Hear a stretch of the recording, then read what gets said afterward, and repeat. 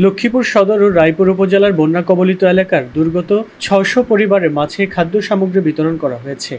রোববার সকাল থেকে দুপুর পর্যন্ত কেন্দ্রীয় যুবদলের সাবেক আন্তর্জাতিক বিষয়ক সম্পাদক লায়ন হারুনুর রশিদ হিরো বন্যা দুর্গত এলাকায় এসব খাদ্য সহায়তা বিতরণ করেন।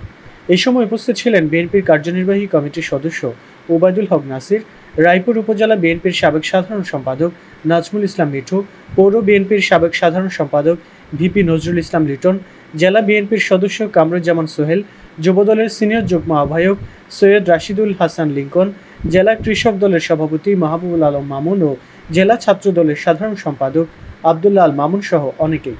জানা গেছে, বিএনপির চেয়ারপারসন বেগম খালেদা জিয়া ও ভারপ্রাপ্ত চেয়ারম্যান তারেক রহমানের নির্দেশে দলের প্রত্যেক নেতাকর্মীকে বন্যায় দুর্গতদের পাশে দাঁড়ানোর জন্য আহ্বান করা হয়েছে।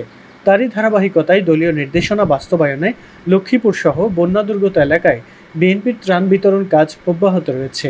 এতে যুবদল নেতা হিরোর উদ্যোগে লক্ষ্মীপুর, দালালবাজার ও রায়পুরের চরমোহনা ইউনিয়নের ৬০০ দুর্গত পরিবারকে খাদ্য সহায়তা দেওয়া হয়েছে। কেন্দ্রীয় যুবদলের সাবেক আন্তর্জাতিক বিষয়ক সম্পাদক লায়ন হারুনুর রশিদ হিরু বলেন, লক্ষ্মীপুর আমার জেলা।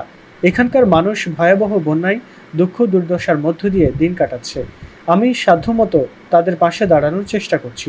একই সঙ্গে অন্তর্বর্তীকালীন সরকারের কাছে আহ্বান থাকবে, বন্যায় ক্ষতিগ্রস্তদের যেন পুনর্বাসন নিশ্চিত করেন। আমি আমার ব্যক্তিগত সামর্থ্যের মধ্যে আমি ওনাদের পাশে এসে দাঁড়ানোর জন্য চেষ্টা করেছি।